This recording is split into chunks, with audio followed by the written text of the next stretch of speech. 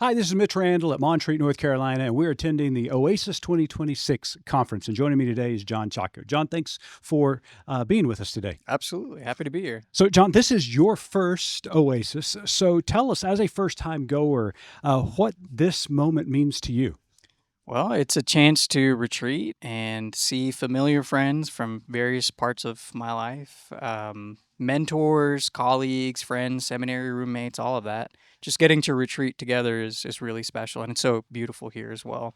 Yeah. So often ministers back in their local context or constantly providing ministry to those individuals that are in their congregation. Mhm. Seldom do they get ministered to. So how important is it for you to be here and be able to worship without any responsibilities necessarily? I know there are a few, Sure. but then also just be fed. It's how important is it for you to experiencing something like that? It's incredibly important. You can't pour from an empty cup, and there's a lot of pouring involved with youth ministry and children's ministry and everything else that's happening in the world. And it's good work, but I have to remember that the reason I felt called to do it was because of moments like this, because I was getting filled up with something and being inspired to take that somewhere and do something good with it.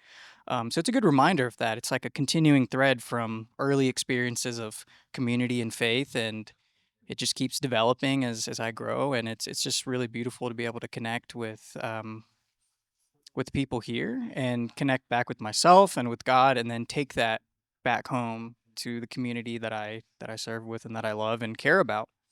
John, we ran an article at Good Faith Media this week about how ministers are feeling isolated and anxious during this specific moment in Yeah.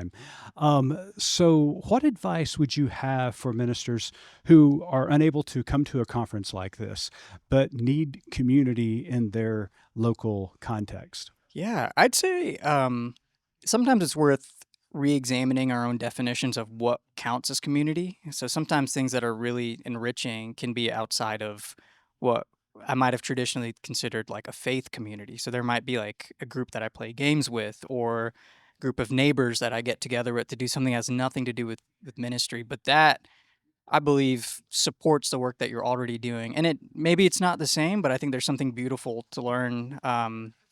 When you're in those settings, when your community starts to look a little bit different than you maybe thought it had to, and you get open to different types of experiences, different types of people, and I think it just kind of makes us better ministers and more conscious of just who is out there and what experiences people are having, and yeah, Well, John, thank you so much for those absolutely. wise words and join us for Good Faith Media. Will do.